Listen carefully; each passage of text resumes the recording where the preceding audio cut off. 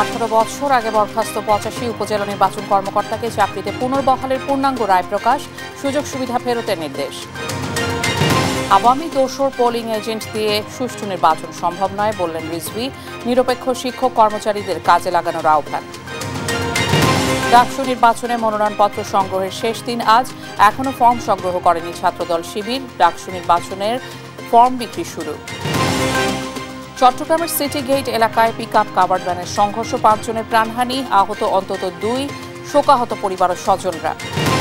যান্ত্রিক ত্রুটি নিয়ে মাঝ আকাশ থেকে ফিরছে বিমানের ফ্লাইট, নিরাপত্তা নিয়ে শঙ্কায় যাত্রীরা, আস্থা সংকটে পড়বে বলছেন বিশেষজ্ঞরা। ওই যে ফ্লাইট, ওই এয়ারক্রাফটটা যদি যতদিন গ্রাউন্ডে থাকবে ততদিন কিন্তু ততটা ফ্লাইট যে ক্যান্সেল হচ্ছে তার সম্পূর্ণ রেভিনিউ সে লস করতেছে। ইউক্রেন যুদ্ধ বন্ধে শুক্রবার পুতিন, জেলনস্কি, ট্রাম্প ত্রিপক্ষীয় বৈঠক, হবে না ন্যাটোতে যোগ দেয়া কিংবা ক্রিমিয়া ফেরত নিয়ে আলোচনা। এবং অনূর্ধ্ব 23 এশিয়ান কাপের বাছাইয়ের আগে প্রস্তুতিতে ব্যস্ত বাংলাদেশ দল, রাতে বাহরাইনের বিপক্ষে লড়বে লাল সবুজের প্রতিনিধিরা।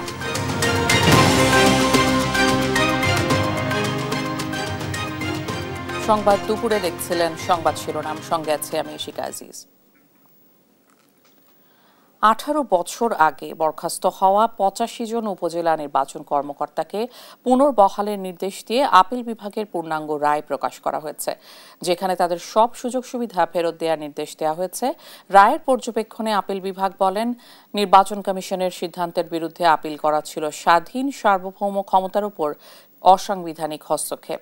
বিএনপি ও জামায়াত জোট সরকারের আমলে এই 85 জনকে রাজনৈতিক বিবেচনায় নিয়োগ দেওয়ার অভিযোগে 2007 সালের 3 সেপ্টেম্বর চাকরিচ্যুত করে তত্ত্বাবধায়ক সরকার 2022 সালের 1 সেপ্টেম্বর আপিল বিভাগের দেওয়া রায়ের বিরুদ্ধে আপিল ও 4টি আলাদা রিভিউ আবেদনের শুনানি শেষে প্রধান বিচারপতি সৈয়দ রেফাত আহমেদের নেতৃত্বাধীন 5 বিচারপতির আপিল বেঞ্চ গেল 25 ফেব্রুয়ারি তাদের চাকরি ফেরতের রায় দেন।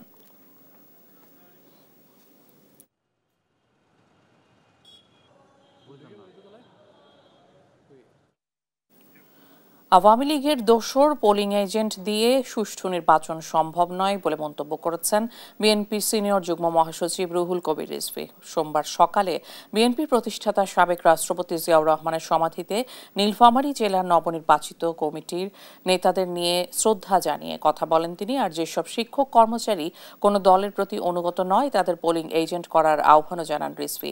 এ সময় পিআর পদ্ধতিতে নির্বাচন দেশের জন্য উপযোগী নয় বলেও জানান তিনি। এছাড়া ডাকসু নির্বাচনের সাধারণ ছাত্রদের যথাযথ প্রতিনিধিত্ব হোক এমন আশা রিজভীর। নানা কায়দায় দোসরা খাপটি মেরে ঝামেলা তৈরি করার চেষ্টা করছে।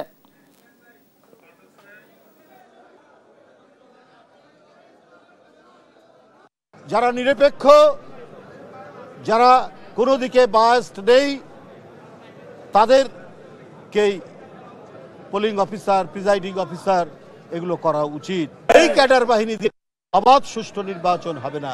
আমরা আমাদের দৃঢ় বিশ্বাস নির্বাচন কমিশনের প্রতি, তারা এইসব বিষয়ে মনোযোগ দিয়ে যাতে অবাধ সুষ্ঠু নির্বাচন, যাতে ভোটাররা ভোট কেন্দ্রে গিয়ে তাদের পছন্দসই ব্যক্তিকে ভোট দিতে পারে, সেই কাজটি তারা করবেন।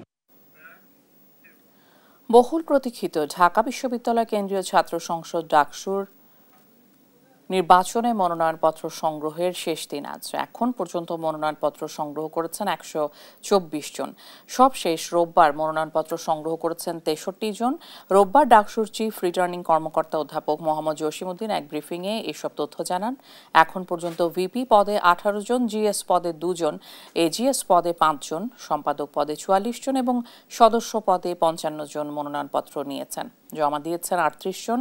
মনোনয়নপত্র জমা দেওয়ার শেষ তারিখ 19 আগস্ট। যাচাই বাছাই শেষে 21 আগস্ট চূড়ান্ত প্রার্থী তালিকা প্রকাশ শেষে 9 সেপ্টেম্বর অনুষ্ঠিত হবে ডাকসু নির্বাচন। আজ মনোনয়নপত্র সংগ্রহের শেষ দিন হলেও এখন পর্যন্ত ছাত্রদল, ছাত্র শিবির, গণতান্ত্রিক ছাত্র সংসদ, বাম গণতান্ত্রিক ছাত্র জোট, ইসলামী ছাত্র আন্দোলন ও ছাত্র অধিকার পরিষদের নেতারা মনোনয়নপত্র সংগ্রহ করেননি। এখন পর্যন্ত ইসলামী ছাত্র আন্দোলন ছাড়া কোনো সংগঠন প্যানেলও ঘোষণা করেনি।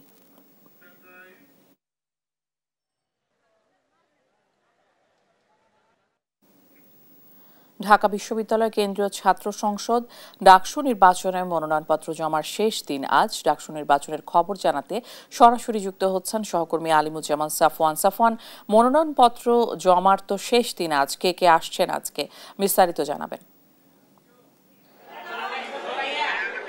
ইশিকা, এই মুহূর্তে আমরা ঢাকা বিশ্ববিদ্যালয়ের সিনেট ভবনে রয়েছি এবং আজকে ঢাকা বিশ্ববিদ্যালয় কেন্দ্রীয় ছাত্র সংসদ ডাকসুর মনোনয়নপত্র সংগ্রহের শেষ দিন এবং আজকে সকাল 10টা থেকে মনোনয়ন ফর্ম বিক্রি যে শুরু হয়েছিল সেটি কিন্তু এখন ঠিক 2 ঘন্টা পেরিয়েছে। এখন ঘড়ির কাঁটায় 12টা 5 মিনিট। তো এই পর্যন্ত আমরা ডাকসুর যে চিফ রিটার্নিং অফিসার রয়েছেন তার সাথে কথা বলে যেটি জানতে পেরেছি যে প্রথম 1 ঘন্টায় কিন্তু মনোনয়নপত্র সংগ্রহ করেছিল 15 জন এবং সেটি এখন 2 ঘন্টা পরে সেটি বেড়ে 28 জন হয়েছে এবং সকলে আসলে সাধারণ শিক্ষার্থী এখন পর্যন্ত সকাল থেকে মনোনয়নপত্র সংগ্রহ করেছে। এবং আমরা যেটি জানতে পেরেছিলাম, ছাত্র শিবির একটি প্রেস রিলিজের মাধ্যমে জানিয়েছিল যে তারা আজ সকাল 11টায় মনোনয়ন ফর্ম সংগ্রহ করার জন্য চিফ রিটার্নিং অফিসারের কার্যালয়ে আসবেন।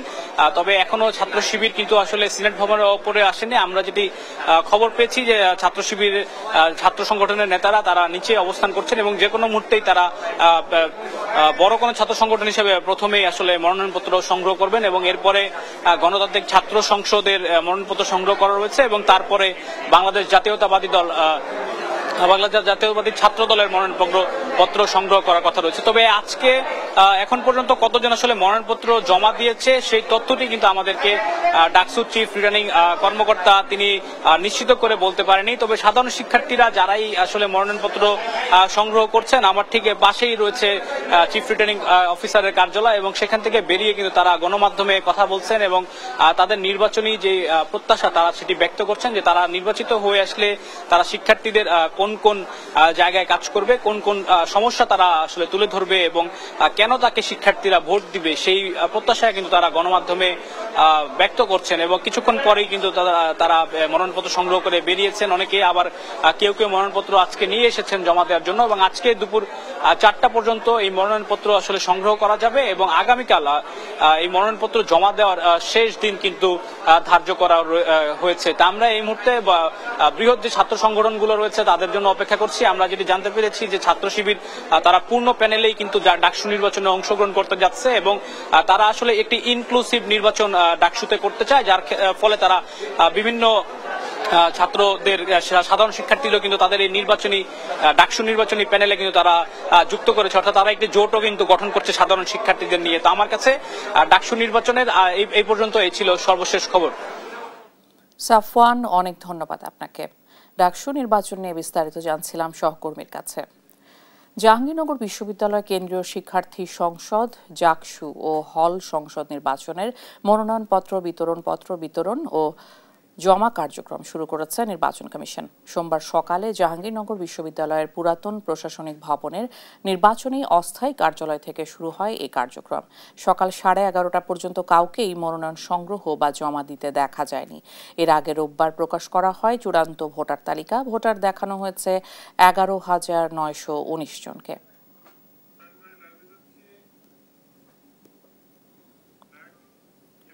দর্শক, জাকসু নির্বাচনে মনোনয়নপত্র বিক্রির খবর জানাতে সরাসরি যোগ দিচ্ছেন সহকর্মী দেওয়ান ইমন। মনোনয়নপত্র বিক্রি ঘিরে ক্যাম্পাসে শিক্ষার্থীদের উৎসাহ কেমন দেখছেন? ইশিকা, দীর্ঘ 3 দশক পরে জাহাঙ্গীরনগর বিশ্ববিদ্যালয়ের জাকসু যে নির্বাচনটি শুরু হয়েছিল এটিতে কিন্তু আমরা দেখেছি যে পুরো ক্যাম্পাস জুড়ে কিন্তু একটি উৎসবের আমেজ শুরু হয়েছিল। তবে আজকের চিত্রটা একটু ভিন্নই বলা চলে, কারণ এখন প্রায় 12টা অতিক্রম করছে সময়টি। তবে এখনো পর্যন্ত কিন্তু এই যে নির্বাচনের যে অস্থায়ী নির্বাচন ফর্ম সংগ্রহের যে কার্যালয়টি আছে সেখানে কিন্তু আমরা সকাল থেকেই রয়েছি। এখনো পর্যন্ত কিন্তু কোনো শিক্ষার্থীকেই আমরা মনোনয়নপত্র সংগ্রহ করতে দেখিনি মনোনয়ন ফর্ম, কারণ এখানকার যারা শিক্ষার্থীরা এসেছেন বা যারা প্রার্থী তারা এসে তারা যেটি বলছেন যে তারা ফর্ম সংগ্রহ করার জন্য এসেও তারা কিছু জটিলতার কারণে কিন্তু সেই ফর্ম গুলো সংগ্রহ করতে পারছে না। তারা এটার কারণ হিসেবে দেখাচ্ছেন যে গতকালকে কিন্তু যারা বিশ্ববিদ্যালয় নির্বাচন ডাকসু নির্বাচন কমিশনে যারা রয়েছেন তারা একটি চূড়ান্ত ভোটার তালিকা প্রকাশ করেছেন। সেখানে 11,919 জনকে চূড়ান্ত ভোটার হিসাবে দেখানো হয়েছে। তবে অনেক শিক্ষার্থী কিন্তু এর থেকে বাদ পড়েছেন। তারা আজকে যখন প্রার্থী হিসেবে সেখানে মনোনয়ন ফর্ম সংগ্রহ করতে এসেছেন তখনই কিন্তু এসে বিপত্তি দেখা দিয়েছে এবং তারা কিন্তু নতুন করে আবার আবেদন করছেন তাদের যে ভোটাধিকার ফিরে পাওয়ার জন্য। আমরা এখানে রয়েছে এবং এখানে কয়েকজন প্রার্থীকে আমরা দেখছি। শুরুতে একজন প্রার্থীর কাছে যাব। কিছুক্ষণ আগে আপনাকে দেখছিলাম যে আপনি মনোনয়ন ফর্ম সংগ্রহ করতে এসে আবার আবেদনও করতে হলো, বিষয়টা কি একটু বলবেন? আমি হচ্ছে মেঘলা, দর্শন বিভাগে পড়ি মাস্টার্সে। 14 তারিখে যে খসড়া ভোটার তালিকা ছিল সেখানে আমার নাম ছিল, কিন্তু আমি বৈধ শিক্ষার্থী হওয়ার পরও গতকালকে যে তালিকা প্রকাশ করা হচ্ছে সেখানে আমার নাম নেই। তো এখন এটা নিয়ে সকাল থেকে দৌড়াদৌড়ি করতে হচ্ছে বিভাগে, অ্যাপ্লিকেশন দেওয়া লাগছে এবং সেখানে চেয়ারম্যান স্যারের সিগনেচার নিয়ে তারপরে এখানে আবার আসতে হচ্ছে। এই যে 3 ঘন্টা অতিক্রম করে ফেললো, কিন্তু কেউই এখন পর্যন্ত মনোনয়ন তুলতে পারছে না, কারণ সবারই কারো না কোনো জটিলতা। কিছুক্ষণ আগে শুনলাম যে আরো একজনের নাকি এরকম হয়েছে যে সে বৈধ শিক্ষার্থী, মাস্টার্সে পড়তেছে, কিন্তু তারপরেও তার নাম আসেনি। এই জটিলতা গুলোর জন্য আমাদের আসলে অনেকটা হ্যারাস হতে হচ্ছে। আপনি কি এখন সংগ্রহ করতে পারলেন ফর্মটি? না, আমি এখনো সংগ্রহ করতে পারিনি, আমার আরো অনেকগুলো কাজ করতে হবে যেগুলো জানালো নির্বাচন কমিশন থেকে, তারপর সেগুলো করে এনে তারপর আবার ফর্ম তুলতে হবে, যেটাও মিনিমাম আরো 1 ঘন্টা লাগবে করতে। শুনছিলেন একজন প্রার্থীর কথা, আমরা আরেকজন পুরুষ প্রার্থীও এখানে রয়েছেন। আপনি কি ফর্ম সংগ্রহ করতে পেরেছেন? এখন তো প্রায় দুপুর গড়িয়ে যাবে। আমি যেহেতু অনেকজন শিক্ষার্থীর সঙ্গে স্বতন্ত্র জোট নিয়ে আমরা আসলে কাজ করছি নির্বাচনের জন্য, সেখানে ইতিমধ্যেই আমাদের জোটের একজন শিক্ষার্থী এবং সম্ভাব্য প্রার্থী তিনি এসে ফর্ম সংগ্রহের জন্য আসছিলেন, কিন্তু যে জটিলতাটি দেখা দিয়েছে সেটি হচ্ছে তার হলে এবং বিশ্ববিদ্যালয়ে যেই বেতন বা বিলগুলি বাকি রয়েছে, চার্জগুলি বাকি রয়েছে, সেজন্য তিনি পারছেন না। ইতিমধ্যে তার প্রেজেন্টেশন এবং তার যে একাডেমিক ব্যস্ততাটি শুরু হয়েছে, পরীক্ষা রয়েছে। এর ফলে যে জিনিসটি দেখা দিয়েছে যে শিক্ষার্থীরা আসলে প্রক্রিয়াগত জটিলতার মধ্যে দিয়ে একটু বিপাকে পড়েছেন, এবং এটি আমাদের এই এখন পর্যন্ত যে ফর্ম সংগ্রহ না হওয়ার পেছনে আমি মূল কারণ বলে মনে করি। ধন্যবাদ আপনাকে। আপনি শুনছিলেন যে এখানে যারা প্রার্থী রয়েছেন এই নির্বাচনে তারা কিন্তু ফরম সংগ্রহ করতে এসেও কিন্তু সেটি করতে পারছেন না। আমরা কিছুক্ষণ আগে নির্বাচন কমিশনের যারা দায়িত্বে রয়েছেন তাদের সাথে কথা বলছিলাম, তারা যেটি বলছেন যে সুষ্ঠুভাবে নির্বাচন অনুষ্ঠানের জন্য তাদের যে সমস্ত কার্যক্রম সেগুলো কিন্তু তারা এগিয়ে নিচ্ছেন, এবং তফসিল অনুযায়ী আজকে যে ফরম সংগ্রহের যে দিনটি ছিল সেটিও কিন্তু তারা সকাল 10টা নাগাদ সেই কার্যক্রমটি শুরু করেছেন। ইশিকা, ধন্যবাদ আপনাকে। কথা বলছিলাম জাকসু নির্বাচনের মনোনয়নপত্র বিক্রি নিয়ে। দর্শক, কথা বলছেন আন্তর্জাতিক অপরাধ ট্রাইব্যুনালের প্রসিকিউটর গাজী তামিম। সরাসরি চলে যাচ্ছি সেখানে। মনে প্রাণে ধারণ করেন কিন্তু কার্যক্রমে দেখা যায় না, এরকম কিছু ছাত্ররা থাকতে পারে। এখানে উনি এরকম কথা বলেছেন যে এখানে কিছু ছাত্র রাজনীতি করে, এমন কিছু সম্পৃক্ততা আছে। কোর্ট বলেছেন সে যে দলেরই হোক, যে পক্ষেরই হোক, আইন তার গতিতে চলবে, এবং ইন্সপেক্টর সাহেবকে বলেছেন যে উনি যেন ওনার প্রফেশনালিজম দেখানোর ক্ষেত্রে কোনো রকম কার্পণ্য না করে ট্রাইব্যুনাল সকল রকম সহায়তা ওনাকে দিবেন এই ক্ষেত্রে। ওই সময় তো গাজীপুরের ওই সময় তো সিডিডিসি যারা ছিলেন, সিডিডিসি প্রধান তো ছিলেন মনির, এবং তৎকালীন গাজীপুরের এসপি ছিলেন হারুনুর রশিদ। জি, এরা তো আসামি, তাই না? আপনি যেটা বুঝতে পারছেন সেটা আমরা তাদের গ্রেফতারের জন্য বলতে চাচ্ছি।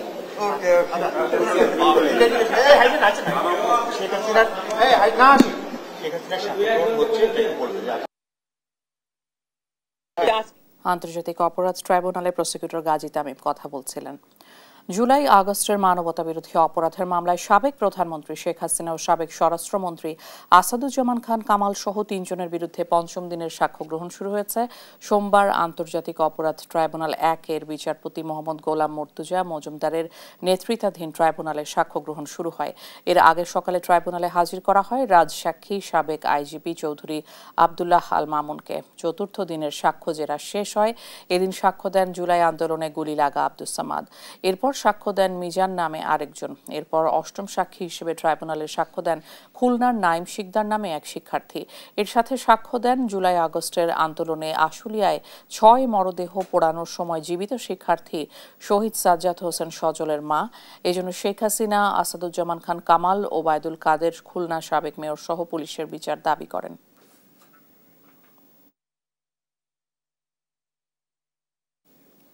জুলাই আন্দোলনে লালবাগ থানার আজিমপুর এলাকায় আশরাফুল প্রকাশ ফাহিম নামে এক আন্দোলনকারীকে হত্যার অভিযোগে সাবেক আইনমন্ত্রী আনিসুল হককে গ্রেপ্তার দেখিয়েছেন আদালত। এছাড়া প্রহসনের নির্বাচনের অভিযোগে করা শেরেবাংলা থানা মামলায় সাবেক ইসি সিনিয়র সচিব হেলাল উদ্দিন আহমেদকে গ্রেপ্তার দেখিয়েছেন আদালত। রোববার সকালে ঢাকা চিফ মেট্রোপলিটন ম্যাজিস্ট্রেট আদালতে বিচারক GM ফারহান ইশতিয়াক এই আদেশ দেন। সকালে তাদেরকে ঢাকা কেন্দ্রীয় কারাগার থেকে আনা হয়। পরে বুলেট প্রুফ জ্যাকেট ও হেলমেট পরিয়ে আদালতে তোলা হয়। মামলার তদন্তকারী কর্মকর্তা সাবেক আইনমন্ত্রী আনিসুল হকের বিরুদ্ধে অভিযোগ আনেন তিনি আন্দোলন দমনের নামে আজিমপুর এলাকায় শিক্ষার্থীদের উপর হামলা ও হত্যার নির্দেশ দেন। অন্যদিকে সাবেক নির্বাচন সচিব হেলাল উদ্দিন আহমেদ আওয়ামী লীগ সরকার টিকিয়ে রাখতে দেশের মানুষের সাথে প্রতারণা করেছে এবং প্রহসনের নির্বাচনের সহযোগিতা করেছে। অন্যদিকে আসামি পক্ষের আইনজীবীরা জামিন আবেদন করেন। রাষ্ট্রপক্ষে তার বিরোধিতা করে। পরে বিচারক আসামিদের গ্রেপ্তার দেখে কারাগারে পাঠিয়েছেন। সোনারেশ দেখান, একজন হচ্ছেন সাবেক সিনিয়র নির্বাচন কমিশন সচিব জনাব হেলাল উদ্দিন আহমেদ, আর একজন হচ্ছেন সাবেক স্বরাষ্ট্র সচিব জনাব জাহাঙ্গীর আলম। লালবাগ থানার একটা হত্যা মামলা এবং লালবাগ থানার একটা হত্যা প্রচেষ্টা মামলায় আওয়ামী লীগের সরকারের প্রাক্তন আইন, বিচার ও সংসদ বিষয়ক মন্ত্রী বিশিষ্ট আইনজীবী অ্যাডভোকেট আনিসুল হককে এই মামলায় গ্রেপ্তার দেখানো হয়েছে। ঝিনাইদহ জেলা আওয়ামী লীগের সভাপতি ও সাবেক এমপি শফিকুল ইসলাম অপুকে রাজধানীর ধানমন্ডি থেকে গ্রেপ্তার করেছে মহানগর গোয়েন্দা পুলিশ টিবি। রোববার সন্ধ্যায় তাকে গ্রেপ্তার করা হয়। শফিকুল ইসলাম অপুর বিরুদ্ধে 3টি মামলা রয়েছে। ঝিনাইদহ জেলা পুলিশ জানিয়েছে 2024 সালের 5 আগস্ট থেকে তিনি পলাতক ছিলেন। তার বিরুদ্ধে বিএনপি অফিস ভাঙচুর, অগ্নিসংযোগ সহ 3টি মামলা রয়েছে। গোয়েন্দা তথ্যের ভিত্তিতে তাকে গ্রেপ্তার করা হয়েছে। ঝিনাইদহ জেলা পুলিশ সূত্রে জানা গেছে 2024 সালের 5 আগস্ট থেকে তিনি পলাতক ছিলেন। তার বিরুদ্ধে ঝিনাইদহ জেলা বিএনপির অফিস ভাঙচুর, অগ্নিসংযোগ ও জেলা বিএনপির সভাপতির বাসভবনে অগ্নিসংযোগ সহ অন্তত 3টি মামলা রয়েছে। সোমবার সকালে তাকে আদালতে তোলা হবে।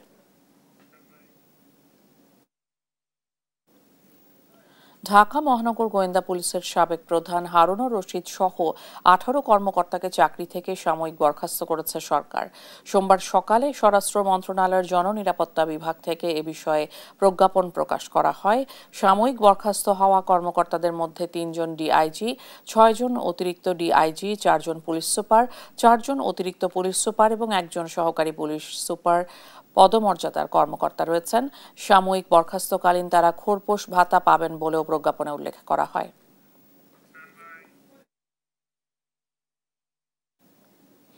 কক্সবাজারে সড়ক অবরোধ করে আন্দোলন করছে রোহিঙ্গা ক্যাম্পে চাকরি হারানো স্থানীয় শিক্ষকরা। সোমবার সকালে কক্সবাজার টেকনাফ সড়ক অবরোধ করে শিক্ষকরা। চাকরি হারানো স্থানীয় শিক্ষকরা জানান, অর্থ সংকটের কারণ দেখিয়ে টালবাহানা করছে এনজিওগুলো। প্রশাসন আশ্বাস দিলেও কোনো সুরাহা হয়নি। এজন্য দাবি আদায়ে ফের আন্দোলনে নেমেছেন তারা। অর্থ সংকটের কারণে রোহিঙ্গা ক্যাম্পে শিক্ষা প্রকল্পে কর্মরত স্থানীয় প্রায় 1200 বাংলাদেশি শিক্ষককে চাকরিচ্যুত করা হয়েছে। বিক্ষোভকারীরা বলছেন, বেতন বৃদ্ধির দাবি তোলায় তাদের চাকরিচ্যুত করা হয়েছে। তবে রোহিঙ্গা শিক্ষকরা এখনো দায়িত্বে বহাল রয়েছেন। 4,500 মতো টিচার আছে, ওদেরকে পুনরায় বহাল যতক্ষণ পর্যন্ত বহাল না করে ততক্ষণ পর্যন্ত এরকম চলতেই থাকবে। আমাদের দাবি যতক্ষণ পর্যন্ত মেনে নিবে না, আমাদেরকে যদি এখানে মেরে ফেলা হয় আমরা এখান থেকে যাবো না। দরকার হলে আমরা রাস্তার মধ্যে শুয়ে থাকবো। শত শত ভাই বোনদের চাকরি চলে গেছে। সেক্ষেত্রে আমরা চাই রোহিঙ্গা টিচারও না থাক, পোস্টকর্মী না থাক, থাকলে সবাইকে থাকতে হবে। ওরা থাকবে, ওরা থাকবে না, তা হবে না। চট্টগ্রামে পিকআপ ও কাভার্ড ভ্যানের সংঘর্ষে নিহত হয়েছে 5 জন। এই সময় গুরুতর আহত হন কমপক্ষে 2 জন। তাদের চট্টগ্রাম মেডিকেল কলেজ হাসপাতালে ভর্তি করা হয়েছে। নিহতদের মরদেহ উদ্ধার করে মর্গে পাঠিয়েছে পুলিশ। এদিকে উপার্জনক্ষম ব্যক্তিকে হারিয়ে শোকাহত পরিবার। সহকর্মী আজিজা হক পায়েলের পাঠানো তথ্য ছবিতে শামীম হোসেনের রিপোর্ট। সোমবার ভোরে মাছ আনার জন্য পিকআপ ভ্যানটি চট্টগ্রামের সীতাকুণ্ড থেকে নগরীর ফিশারিঘাটে যাচ্ছিল। সিটিগেট এলাকায় নিয়ন্ত্রণ হারিয়ে সড়কের পাশে দাঁড়িয়ে থাকা একটি কাভার্ড ভ্যানের পেছনে ধাক্কা দেয়। এতে ঘটনাস্থলেই 3 জন নিহত হন। আহতদের উদ্ধার করে হাসপাতালে নেওয়ার পর মারা যান আরো 2 জন। সীতাকুণ্ড থেকে পিকআপটা মাছ ব্যাপারী গুলাকে নিয়ে আসতেছিল, ঠিক আছে। এই গ্রাম সিএনজি কতগুলো গাড়ি চলা অবৈধভাবে, ওগুলার কারণে এই নিয়ন্ত্রণ হারিয়ে ওই পিকআপটা এই ম্যাংরাগুলোর পাশে কভার ভ্যান গুলো যেগুলো অবৈধভাবে দাঁড়ায় থাকে ওই গাড়ির সাথে সংঘর্ষ হয়। সংঘর্ষ হওয়ার সাথে সাথে 5 জন লোক সাথে সাথে উইন্ডেড। যারা যেগুলো ছিল ওগুলো পুলিশে আর ফায়ার দিয়ে নিয়ে গেছে। 5 তারিখ তো আসার মুহূর্তে দেখলাম যে এই ঘটনাটা খুবই দুঃখজনক ঘটনা। এটা আসলে নতুন কিছু নয়, এখানে এই ধরনের ঘটনা আরো হয়ে থাকে। আজকেও আরো একটু আগেও এইরকম একটা অ্যাক্সিডেন্ট হয়ে গেছে। তবে এই জায়গায় আজকে ডেথ হয়েছে কারণে হয়তো আপনারা জানতে পারছেন। নিহত হলেন আকাশ দাস, অজিত দাস, রনি দাস, জুয়েল দাস ও মোহাম্মদ সোহাগ। তারা সবাই চট্টগ্রামের সীতাকুণ্ড এলাকার বাসিন্দা। পরিবারের উপার্জনক্ষম ব্যক্তিকে হারিয়ে কান্নায় ভেঙে পড়েন স্বজনরা।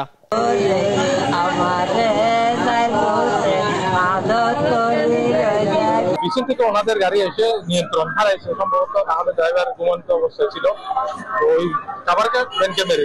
নিহতদের মরদেহ উদ্ধার করে মর্গে পাঠিয়েছে পুলিশ। সব মিলে আমি 9 জন পেয়েছি, তার মধ্যে 5 জন ডেড এবং 4 জন আহত অবস্থায় এখানে ভর্তি আছে। আর হয়তো এখানে আরো 2 জন থাকতে পারে যারা মাইনর ইনজুরি। বেশিরভাগই আপনার কোদারহাট জেলে পাড়া, আর একজন যে ড্রাইভার যিনি মারা গেছেন উনি ভাটিয়া। দুর্ঘটনার কারণে ঢাকা চট্টগ্রাম মহাসড়কে কিছু সময়ের জন্য যান চলাচল ব্যাহত হয়। এই ঘটনায় আহতদের চট্টগ্রাম মেডিকেল কলেজ হাসপাতালে ভর্তি করা হয়েছে।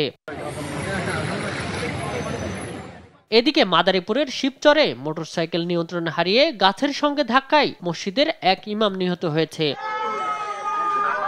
শামীম হোসেন, নিউজ ডেস্ক, দেশ টিভি। সমুদ্র খাতে বাংলাদেশের জন্য বিশাল সম্ভাবনা রয়েছে, কিন্তু এই সম্ভাবনা বাংলাদেশ এখনও পুরোপুরি কাজে লাগাতে পারেনি, এমনটি জানিয়েছেন প্রধান উপদেষ্টা ডক্টর মোহাম্মদ ইউনূস। সোমবার সকালে বাংলাদেশ চীন মৈত্রী সম্মেলন কেন্দ্রে জাতীয় মৎস্য সপ্তাহ উদ্বোধন অনুষ্ঠানে এসব কথা বলেন তিনি। একদিকে বৈচিত্র্যময় অভ্যন্তরীণ জলাশয়ে পরিপূর্ণ এই দেশের মৎস্য সম্পদের উন্নয়ন ও সম্প্রসারণের যেমন ব্যাপক সম্ভাবনা রয়েছে, অন্যদিকে বিশাল বঙ্গোপসাগরের অফুরন্ত মৎস্য সম্পদও আমাদের জন্য পানিভিত্তিক অর্থনীতি বিকাশের সুযোগ করে দিয়েছে। প্রত্যক্ষ ও পরোক্ষভাবে এই খাতের সঙ্গে জড়িত, তবে এই খাতের ব্যাপক সম্ভাবনাকে কাজে লাগিয়ে আরো বিপুল সংখ্যক তরুণ সফল উদ্যোক্তা হয়ে উঠতে পারবে বলে আমি আশা করি। আমাদের লক্ষ্য হবে প্রকৃত মৎস্যজীবী ও জেলেদের সামাজিক নিরাপত্তার কর্মসূচির আওতায় আনতে বিশেষভাবে যত্নশীল। মাঝ আকাশে যান্ত্রিক ত্রুটি, গেল কয়েক মাসে ঢাকায় ফিরতে হচ্ছে বাংলাদেশ বিমানের অন্তত 35টি ফ্লাইটকে। এসব ঘটনায় যাত্রীদের নিরাপত্তা ঝুঁকি ছাড়াও ভয়াবহ শিডিউল বিপর্যয়ে পড়ে রাষ্ট্রীয় পতাকাবাহী এয়ারলাইন্স। বিশেষজ্ঞরা বলছেন, এভাবে চলতে থাকলে আস্থা সংকটের পাশাপাশি দীর্ঘমেয়াদে আর্থিক ক্ষতির মুখে পড়বে বিমান। আলিমুজ্জামান সাফওয়ানের রিপোর্ট। মাঝ আকাশে হঠাৎ যান্ত্রিক ত্রুটি বিমানে, কখনো চাকা খুলে পড়া, অক্সিজেন সংকট কিংবা টয়লেটের ফ্লাশ অকেজ হওয়ার মতো ঘটনায় গত কয়েক মাসে গন্তব্যে যেতে পারেনি অন্তত 35টি ফ্লাইট। ফিরতে হয়েছে ঢাকায়। একের পর এক যান্ত্রিক ত্রুটি ও ভাড়া বিবেচনায় প্রতিযোগিতা থেকে ছিটকে পড়ছে রাষ্ট্রীয় পতাকাবাহী সংস্থাটি। যাত্রীরা বলছেন, নিরাপত্তা নিয়ে শঙ্কিত তারা।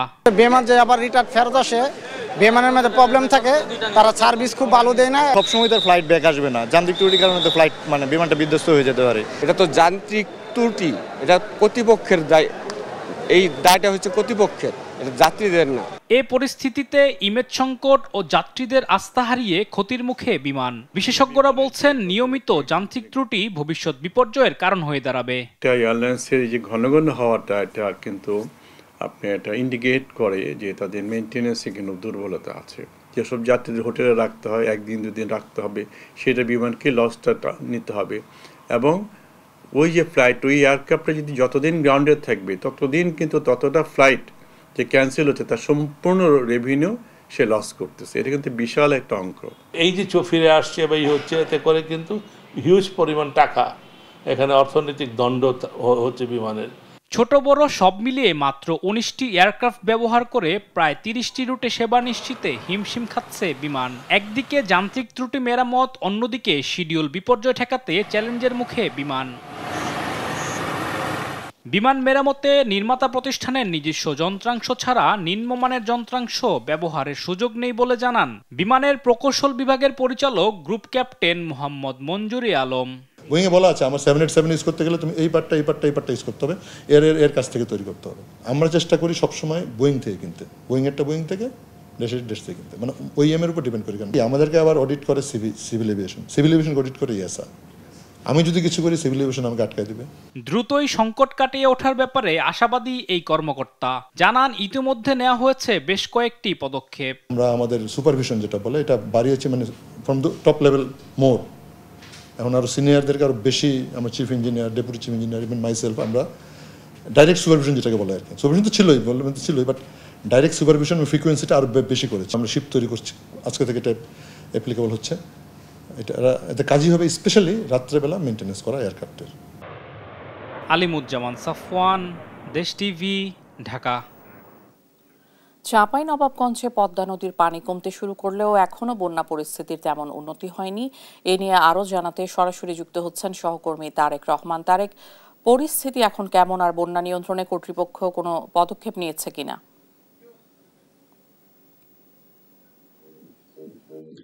ইসিকা, আপনি যেমনটি বলছিলেন, টানা 20 দিনের বেশি সময় ধরে কিন্তু পানিবন্দী হয়ে রয়েছে চাঁপাইনবাবগঞ্জ সদর এবং শিবগঞ্জ উপজেলার প্রায় 12,000 পরিবার।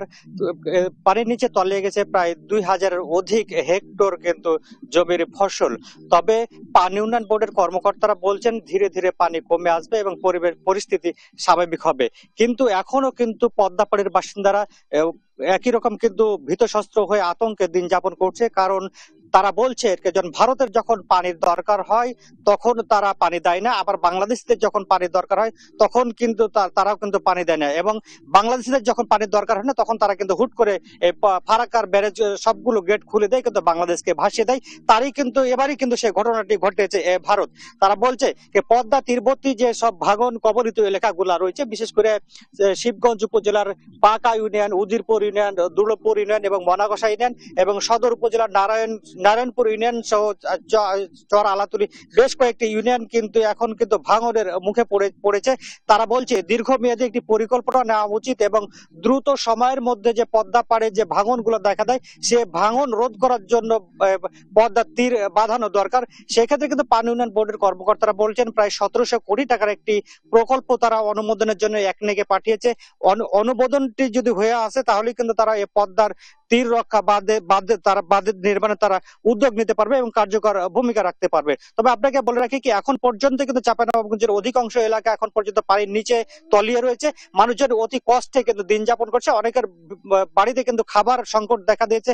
কেউ 10 থেকে 12 দিন পেরিয়ে গেলেও কিন্তু প্রশাসনের পক্ষ থেকে এক মুঠো চাল ও পানি এমনটা কিন্তু বলছিলেন স্থানীয় বাসিন্দারা। তারা বলছেন দীর্ঘমেয়াদী যদি এই বানভাসী মানুষদের পাশে যদি কেউ যদি না দাঁড়ায় তাহলে কিন্তু চিকিৎসা ক্ষেত্রে কিন্তু ভয়াবহ বিপর্যয় নেমে আসবে এবং মানুষের মধ্যে রোগ বালা যেভাবে ছড়াচ্ছে একরকম কিন্তু বিপর্যয় দেখা দিবে। ইশিকা, এ ছিল আমার কাছে চাঁপাইনবাবগঞ্জের বন্যা নিয়ে সর্বশেষ পরিস্থিতি। তারেক, অনেক ধন্যবাদ আপনাকে। চাঁপাইনবাবগঞ্জে বন্যা পরিস্থিতির উন্নতি হয়নি, সর্বশেষ তথ্য জানছিলাম সহকর্মীর কাছে। ইউক্রেন যুদ্ধ বন্ধে আগামী শুক্রবার রাশিয়ার প্রেসিডেন্ট ভ্লাদিমির পুতিন এবং ইউক্রেনের প্রেসিডেন্ট ভলোদিমির জেলেনস্কিকে নিয়ে ত্রিপক্ষীয় বৈঠকে বসতে যাচ্ছেন মার্কিন প্রেসিডেন্ট ডোনাল্ড ট্রাম্প। এতে ইউক্রেনকে ন্যাটোতে যোগদানের বিষয় ও রুশ দখলকৃত ক্রিমিয়া নিয়ে জেলেনস্কিকে ছাড় দিতে বলেছেন ট্রাম্প। ইউরোপীয় নেতাদের সঙ্গে হোয়াইট হাউসে বসার আগেই এই কথা বলেন তিনি। এদিকে ইউক্রেন খার্কিভে রুশ ড্রোন হামলায় নিহত হয়েছে 3 জন, আহত হয় অন্তত 17 জন। আরবিদ আফসারের রিপোর্ট। রুশ ইউক্রেন যুদ্ধের ইতি টানতে পুতিনের পর এবার পুরো ইউরোপের মুখোমুখি হচ্ছেন মার্কিন প্রেসিডেন্ট ডোনাল্ড ট্রাম্প। আজ সোমবারের হোয়াইট হাউসের বৈঠকে যুক্তরাজ্যের প্রধানমন্ত্রী কিয়ার স্টারমার, ফ্রান্সের প্রেসিডেন্ট এমানুয়েল ম্যাক্রো আর ইউরোপীয় মিত্রদের সঙ্গে নিয়ে ওয়াশিংটনে পৌঁছেছেন ইউক্রেনের প্রেসিডেন্ট জেলেনস্কি। এর মাঝে এমন গুরুত্বপূর্ণ বৈঠকের আগেই আলোচনার কয়েকটি প্রসঙ্গে বিধিনিষেধ আরোপ করেছেন মার্কিন প্রেসিডেন্ট। ইউক্রেনকে নেটোতে যোগদানের বিষয় ও 2014 সালে রাশিয়া দখলকৃত ক্রিমিয়া নিয়ে কথা বলা যাবে না বলে সাফ জানিয়েছেন ট্রাম্প। জেলেনস্কিকে দুটি বিষয় ভুলে যেতে বলেছেন তিনি। তবে এ নিয়ে প্রতিক্রিয়া জানায়নি ইউরোপীয় বিশ্ব নেতারা। আবার জেলেনস্কি চাইলে সঙ্গে সঙ্গে যুদ্ধ বন্ধ করতে পারে বলে সামাজিক যোগাযোগ মাধ্যমে দাবি করেছেন মার্কিন প্রেসিডেন্ট। নয়তো যুদ্ধ ছাড়া আর কোনো পথ নেই। এদিকে যুক্তরাষ্ট্রের সঙ্গে ইউরোপীয় জোটবদ্ধ শক্তি রাশিয়াকে শান্তি চুক্তিতে সম্মত জানাতে বাধ্য করবে বলে জানিয়েছেন জেলেনস্কি। একই সঙ্গে ইউক্রেনের নিরাপত্তার নিশ্চয়তার কথা পুনর্ব্যক্ত করেছেন ইউক্রেনের প্রেসিডেন্ট। একদিকে রুশ ইউক্রেন যুদ্ধের লাগাম টানতে বিশ্বনেতারা আলোচনায় বসছেন, আরেকদিকে ইউক্রেনে বেপরোয়া হামলা অব্যাহত রেখেছে রাশিয়া। দেশটির খার্কিভে রোববার রাতে ভয়াবহ ড্রোন হামলা চালায় মস্কো। এতে শহরটির একটি আবাস ভবন ব্যাপকভাবে ক্ষতিগ্রস্ত হয়। হতাহতের খবরও পাওয়া গেছে। যুদ্ধের এই ভয়াবহতা থামাতে হোয়াইট হাউসের বৈঠকে চেয়ে আছে পুরো বিশ্ব। আরবিদ আফসার, নিউজ ডেস্ক, দেশ টিভি। গাজা উপত্যকায় ইসরায়েলি হামলায় একদিনে নিহত হয়েছে আরও অন্তত ৪৭ জন। এদের ১৪ জন ত্রাণের সন্ধানে গিয়ে প্রাণ হারান। এছাড়া অনাহার ও অপুষ্টিতে মৃত্যু হয়েছে আরও ৭ জনের। এতে অবরুদ্ধ গাজায় ইসরায়েলি হামলায় প্রাণহানি বেড়ে দাঁড়িয়েছে প্রায় ৬২,০০০-এ। এদিকে দক্ষিণ গাজায় তাঁবু ও আশ্রয় সরঞ্জাম স্থাপনের ইসরায়েলি পরিকল্পনাকে প্রকাশ্য প্রতারণা বলছে হামাস। রায়হান কবির শুভ্র রিপোর্ট। আন্তর্জাতিক মহলে নানা নিন্দা ও সমালোচনা উপেক্ষা করে গাজা উপত্যকা দখলের নামে নতুন অভিযান শুরু করেছে দখলদার ইসরায়েল। বোমার আঘাতে নয়তো অনাহারে মারা যাচ্ছে হাজার হাজার ফিলিস্তিনি। ক্ষুধা আর অনাহারে মায়ের কোলে ধুকে ধুকে মারা যাচ্ছে কঙ্কালসার নবজাতক আর শিশু। গেল ২৪ ঘন্টায় ত্রাণ সংগ্রহের সময় ইসরায়েলি সেনাদের গুলিতে বেড়েছে হতাহতের সংখ্যা।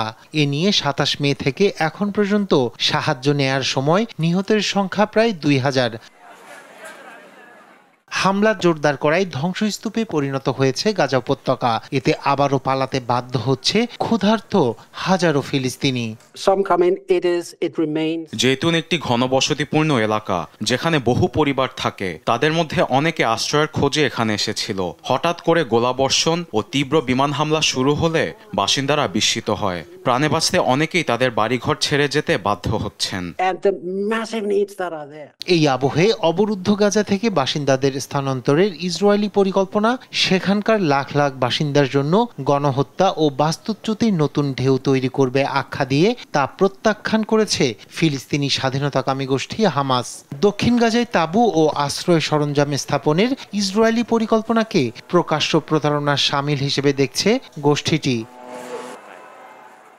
এদিকে গণহত্যা সহ নানা অপরাধের দায়ে রাজনৈতিক ও দলীয়ভাবে চাপে পড়েছেন ইসরায়েলি প্রধানমন্ত্রী বেনিয়ামিন নেতানিয়াহু। তাই আগামী জাতীয় নির্বাচনে আবারও ক্ষমতায় আসতে ডানপন্থীদের নিয়ে স্যাটেলাইট পার্টি গঠনের পরিকল্পনা করছেন তিনি। রায়হান কবির শুভ্র, নিউজ ডেস্ক, দেশ টিভি। খেলার সংবাদ। এএফসি অনূর্ধ্ব 23 এশিয়ান কাপের বাছাই পর্ব হবে সেপ্টেম্বরে। ভিয়েতনামে সেই টুর্নামেন্টের আগে বাহরাইনে 2টি প্রস্তুতি ম্যাচ খেলবে লাল সবুজরা, যার প্রথমটিতে আজ রাত 9টায় মুখোমুখি হবে দুই দল। বাছাই পর্বে বাংলাদেশের গ্রুপে স্বাগতিক ভিয়েতনাম ছাড়াও আছে সিঙ্গাপুর ও ইয়েমেন। এর আগে নিজেদের ঝালিয়ে নিতে বাহরাইনে কঠোর অনুশীলন করে বাংলাদেশ দল। তামিমুর রহমানের রিপোর্ট। এশিয়ান কাপ বাছাইকে সামনে রেখে বাংলাদেশ অনূর্ধ্ব 23 দলের বাহরাইনে 12 দিনের প্রস্তুতি ক্যাম্প। মূল পর্বের আগে বাছাইয়ের আগে মাঠের প্রস্তুতিতে বাড়তি সংযোজন বাহরাইন অনূর্ধ্ব 23 দলের বিপক্ষে 2টি প্রস্তুতি ম্যাচ। 18 ও 22 অগস্ট বাহরাইন অনূর্ধ্ব 23 দলের বিপক্ষে 2টি ম্যাচ খেলবে বাংলাদেশ, যার প্রথমটি মাঠে গড়াবে সোমবার। আগামী মাসে ভিয়েতনামে মাঠে গড়াবে এশিয়ান কাপের বাছাই পর্ব। টুর্নামেন্টে যোগ দিতে বাহরাইন থেকে ফিরেই রওনা হবে সাইফুল বারী টিটুর দল। তবে আপাতত বাহরাইনের প্রচন্ড গরমের সঙ্গে মানিয়ে নেওয়াটাই যেন বড় চ্যালেঞ্জ হচ্ছে গোটা দলের। কালকে আমাদের প্রথম ফ্রেন্ডলি ম্যাচ বাহরাইনের সাথে, তো আমাদের টিমের প্রিপারেশন অনেক ভালো। আর এইখানে ওয়েদারের একটু প্রবলেম ছিল, তো আমরা 3-4 দিনের ট্রেনিং সেশনে আমরা এটা অ্যাডজাস্ট করে নিছি। তো আশা করি আমাদের কালকে একটা ভালো রেজাল্ট হবে। অ্যাডাপশন সেশনের পর ট্যাকটিক্যাল সেশনে ব্যস্ত সময় পার করেছে গোটা দল গেল 2 দিন। বাহরাইন প্রতিপক্ষ হিসেবে শক্ত, তবে তাদের বিপক্ষে ভালো করলে আসরের সেরা প্রস্তুতিটা নেওয়া সম্ভব বলে বিশ্বাস কোচ সাইফুল বারী টিটুর। কালকের যে ম্যাচ আমাদের এটা একটা বড় অপরচুনিটি আমি মনে করি। প্রবাবলি বাহরাইন ভিয়েতনামের মতোই স্ট্রঙ্গার একটা টিম, ইফ নট মোর। তো আমার মনে হয় যে আমাদের বড় সুযোগ যে আমাদের টিমের শক্তিমত্তা এবং টিমের কেমিস্ট্রি, টিমের কম্বিনেশন, এগুলি এই ম্যাচ দুটার মাধ্যমে আমরা তৈরি করতে চাচ্ছি। তবে দলটা রয়েছে ইনজুরির সমস্যা, যদিও কোচ বিশ্বাস রাখতে চান দলের বাকি সদস্যদের ওপর। মোরসালিন সম্ভবত এই ম্যাচে খেলবে না, ওর একটু ইনজুরি ছিল আবাহনীর ম্যাচ থেকে। তো তারপরেও যারা আছে অন্যান্যরা সবাই আছে। তো এখানে মেইন উদ্দেশ্যটা আমাদের থাকবে যে আমাদের টিমটার শক্তিটা প্রত্যেকটা ডিপার্টমেন্ট টেস্টেড হওয়ার চেষ্টাটা আমাদের থাকবে। এশিয়ান কাপ আছে বাংলাদেশ গ্রুপের স্বাগতিক ভিয়েতনাম ছাড়াও আছে সিঙ্গাপুর ও ইয়েমেন। গত 14 আগস্ট বাহরাইনে গিয়ে আগামী 26 আগস্ট পর্যন্ত সেখানে থাকবে বাংলাদেশ অনূর্ধ্ব 23 দল। সেখান থেকে দেশে ফিরিয়ে শুরু হবে মূল আসরের প্রস্তুতি। তামিমুর রহমান, স্পোর্টস ডেস্ক, দেশ টিভি। ব্রাজিলিয়ান সিরিয়াতে ক্যারিয়ারের সবচেয়ে বড় হার দেখলেন নেইমার। ভাস্কো দা গামার কাছে 6-0 গোলে হেরেছে তার দল সান্তোস। এমন বাজে হারের পর বরখাস্ত করা হয় কোচ ক্লেবার জাভিয়েরকে। ম্যাচ শেষে নিজের হতাশা লুকাননি নেইমারও। ক্যারিয়ারের সবচেয়ে বাজে হারে মাঠে বসেই কাঁদতে শুরু করেন তিনি। তাসবিহ স্মরণের রিপোর্ট। দীর্ঘ ক্লাব ক্যারিয়ারে এমন বাজে দিন আগে দেখেননি ব্রাজিলিয়ান সুপারস্টার নেইমার। ব্রাজিলিয়ান সিরিয়াতে সোমবার সকালে ক্যারিয়ারের সবচেয়ে বড় হার দেখেন তিনি। ভাস্কো দা গামার কাছে 6-0 গোলের বিশাল ব্যবধানে হেরেছে নেইমারের সান্তোস। ম্যাচের শুরুটা অবশ্য দুঃস্বপ্নে মোড়ানো ছিল না সান্তোসের জন্য। 1 গোলে পিছিয়ে থেকেই প্রথমার্ধ শেষ করেছিল তারা। তবে দ্বিতীয়ার্ধে ভাস্কো দা গামার ফরোয়ার্ডদের আর আটকে রাখতে পারেননি নেইমাররা। এলোমেলো রক্ষণের কারণেই একে একে 5 বার নিজেদের জালে বল কুড়িয়েছেন সান্তোস গোলকিপার। ভাস্কোর হয়ে জোড়া গোল করেছেন ফিলিপে কোতিনহো। ক্যারিয়ারে এর আগে দুবার 4-0 গোলে হারের অভিজ্ঞতা ছিল নেইমারের। এবার 6-0 গোলের লজ্জার হারে তা ছাড়িয়ে গেল। এমন হারের দিনে নিজের আবেগ ধরে রাখতে পারেননি নেইমার দা জুনিয়র। মাঠের মধ্যে কান্নায় ভেঙে পড়েন তিনি। নেইমারের মতো তারকা মাঠে থাকার পরেও দলের এমন হার মানতে পারেননি সান্তোসের সমর্থকরা। ম্যাচ শেষে নেইমারের উপর ক্ষোভ চেড়েছেন তারা। ভক্তদের সমর্থন করে নিজের হতাশা লুকাননি নেইমার দা জুনিয়র। আমি লজ্জিত। আমার জীবনে এরকম অভিজ্ঞতা কখনো হয়নি। দুর্ভাগ্যজনকভাবে আজ হলো। আমাদের পারফরম্যান্সে আমি পুরোপুরি হতাশ। সমর্থকদের প্রতিবাদের পূর্ণ অধিকার আছে, অবশ্যই সহিংসতা ছাড়া। কিন্তু তারা গালি দিক বা সমালোচনা করুক, সেটা তাদের অধিকার। এমন হারের ঝড় বয়ে গেছে সান্তোসের প্রধান কোচ ক্লেবার জাভিয়েরের উপর দিয়েও। খেলা শেষে এক বিবৃতিতে তাকে বরখাস্তের কথাও জানিয়েছে সাও পাওলোর এই ক্লাব টিম। তাসবিহ স্মরণ, স্পোর্টস ডেস্ক, দেশ টিভি। এই ছিল এখনকার সংবাদ দুপুর। পরের বুলেটিন দেখার আমন্ত্রণ রইল। ধন্যবাদ।